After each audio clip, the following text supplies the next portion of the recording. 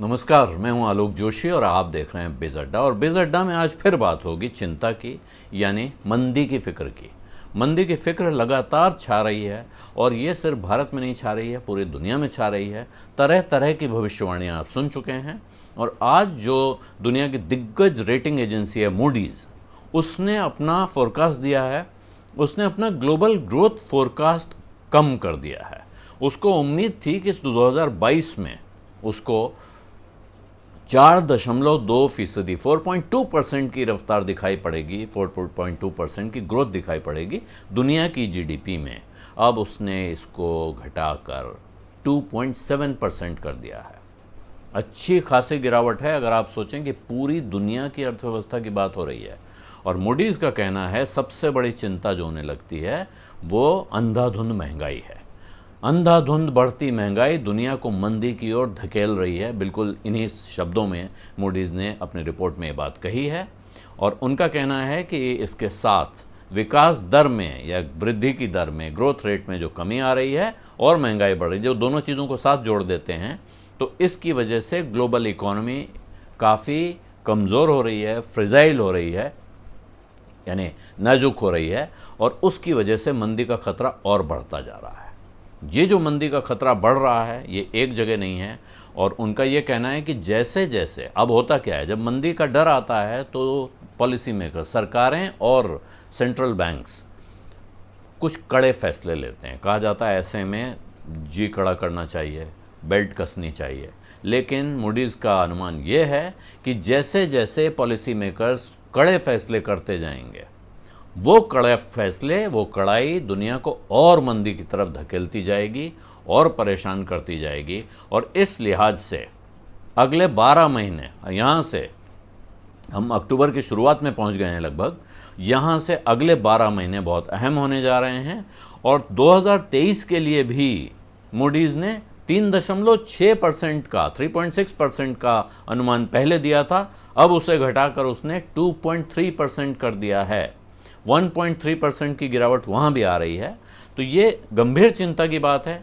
और उनका कहना है कि अगर कहीं पॉलिसी मेकर्स ने, जो इनके बारे में पहले ही कहा जाए, जैसे रिजर्व बैंक के बारे में कहा जाता है, लगातार वो तलवार की धार पर चलता है।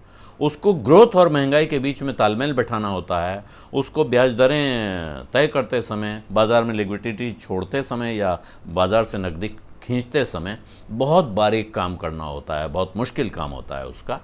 इसमें अगर जरा भी कहीं कोई भी परेशानी बढ़ी तो वो एक तरह से पूरी दुनिया को गंभीर मंदी की तरफ धकेल सकता है। और ये किसी एक देश की बात नहीं हो रही है, ये पूरी दुनिया की इकोनॉमी की बात हो रही है। और उसमें आप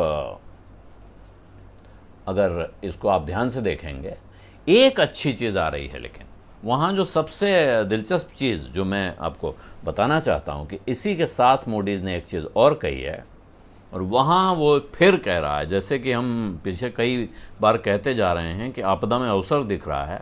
मूडीज़ का कहना है कि इंडिया अब जो है क्वाड कंट्रीज़, ये जो नया अलायंस बना है क्वाड कंट्रीज़, उसका जो एक्सपोर्ट है उसके लिए इंडिया एक बड़ा डेस्टिनेशन बनता जा रहा है। बिल्कुल तय है कि अब भारत इनका एक बड़ा डेस्टिनेशन बनेगा। ये देश यानी अपना एक्सपोर्ट भारत की तरफ देख रहे हैं।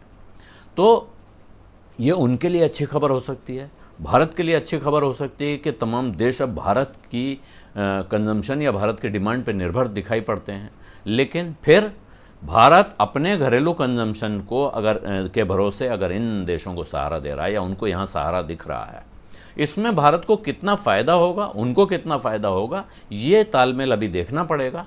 और फिलहाल जहाँ सबकी नज़र है वो है अब रिजर्व बैंक की पॉलिसी पे, जिसके साथ ही अब लगभग तय है, इसमें कोई शक शुबा नहीं बचा है कि ब्याज दरें बढ़ेंगी। यानी फिक्स डिपॉजिट करने वालों के लिए अच्छा समय आ रहा है। और अगर किसी को कर्ज लेना था तो उसको अब तुरंत लॉक करना चाहिए, इससे पहले कि रिजर्व बैंक ऐलान करे और उसके बाद बैंक आपका ब्याज बढ़ा दे। इससे पहले अगर आप कोई लोन लेने जा रहे थे, कर्जा लेने जा रहे थे, कागज़ आपके तैयार हो चुके हैं, तो अब आपको अपना रेट लॉक कर लेना चाहिए। क्योंकि अब अगर आगे ब्याज दरें बढ़ेंगी, जो कि अभी बढ़ेंगी, कुछ समय बढ़ते रहने की भविष्यवाणियाँ दिख रही हैं, आसार दिख रहे हैं कि अभी ब्याज दरें कम होने के निकट भविष्य में कोई आसार नहीं दिखते हैं। इसलिए ये सोच के काम करना है आपको दोनों तरफ, पैसा जमा करने में और पैसा निकालने में या कर्जा लेने में, कि ब्याज दरें अब आगे बढ़ने जा रही हैं, उस हिसाब से अपनी रणनीति तैयार करें। बिज़ अड्डा में आज इतना ही। अब इजाज़त दीजिए। धन्यवाद। नमस्कार।